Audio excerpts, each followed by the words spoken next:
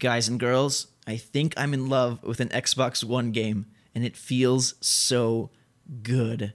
What is up, everybody? I'm GhostRobo, and today we're talking about Sunset Overdrive, that exclusive game from Insomniac Studios for Xbox One. We saw a trailer of it last E3, and back then it looked like it was a colorful and cool, fun and fanciful game, but we didn't know much about what it really was. And today that all has changed because there's been a massive explosion of news on Insomniac's latest screenshots, video, details, and goodies about their game. And in short, it looks incredible. It has quickly jumped to the top of my hype list, and I am just beaming with excitement here because this thing is exactly what I wanted to see from them. It seems like it's a smoothie of all their best. They put everything that they do well into a blender, and out comes Sunset Overdrive. It takes inspiration from Ratchet & Clank, Resistance, Dead Rising, Prince of Persia, Jet Set Radio, Tony Hawk, Mirror's Edge, and forms this really fresh game. Every preview I read, every video I've watched, and the video you're watching now, hopefully you get the sense,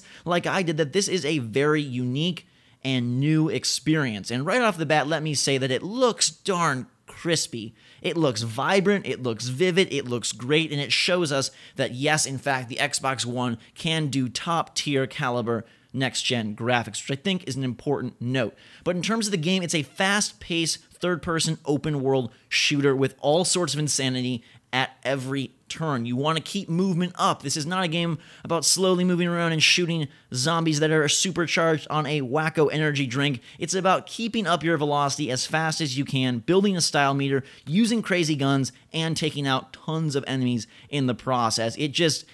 It looks great. So they're bringing in a bunch of the wacky guns from something like Ratchet & Clank. You have things that shoot out fireworks, helicopters firing giant pistols, harpoon guns, you can throw tornadoes. It's just totally loopy. And from reading about Insomniac's vision for this game, they basically had no holds barred. They wanted to go completely full on, committed to this idea of a mature-rated, yet still colorful, yet still fun, yet still intense shooter, which I think is a great and possibly never done combo. We are used to having very heavy themes in our mature-rated games, very dark, very dreary, and this one kind of flips that on its head. So you use all these crazy guns and grind on rails, jump off of cars, wall run, even around corners to find the best way and the most stylish way to take them out, because as you build your style meter, you're unlocking new things for your character, who is created on your own liking. You can be a boy or a girl, you can wear whatever clothes you want, you can even change the color of your dash trail.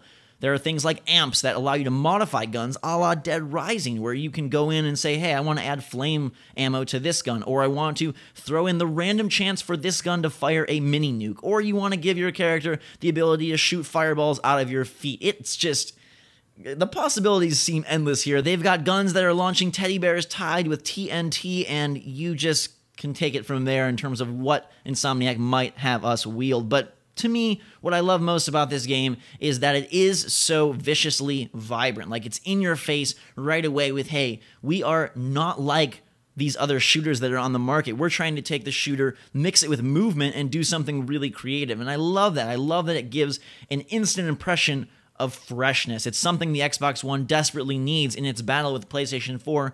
A few games that really say, hey, come check me out, you gotta play me. And I think Sunset Overdrive is on track to be one of those games. There's big bosses. In the demo that the press played, they talked about ascending a giant radio tower and then zooming around these grind rails, fighting against this gigantic inflatable balloon that was spewing all sorts of attacks and taking him out. Everybody seems positive on this thing. I definitely am, and they just, Insomniac seems like they're really excited about it. It's like they figured out what they wanted to make, and this is the amalgamation of all of that. They talked about making a game for fans of Insomniac who grew up with Insomniac, so people that grew up with Ratchet & Clank, who grew up with Resistance and some of their other franchises, and now are ready to take the next step, put it all together. And in some ways, it seems like Fuse was maybe the training grounds of this. Fuse didn't turn out to be all that spectacular at all, but perhaps it was the beginning strokes of what they were trying to do, and now they said, you know what? we don't need to be like anybody else. We don't need to be like any other game. Let's just go balls to the wall and create exactly what we want to create. And you'll see that even in the death animations here. When you die in Sunset Overdrive, you don't just respawn at a checkpoint. You don't just respawn out of thin air. You get pulled out of a coffin or dropped out of a zombie monster van or dumped out of a UFO, which is just, again, further proof that they are committed to this style. And I think the game is so stylish, and it will make it stand out on store shelves, on video reviews, in stores, wherever it may be. You're going to really see that this game is different from its competition, and that should be of benefit. Now, I do have a little bit of concern about how this whole thing plays out in the course of a whole game, right? It's fun to be on rails and moving really fast and going crazy for bursts and chunks, but can it sustain itself over an 8 to 12 hour experience? This game has main missions like any good open world game, as well as side missions like it should, and so you're looking at something that fits in between Crackdown, Mirror's Edge,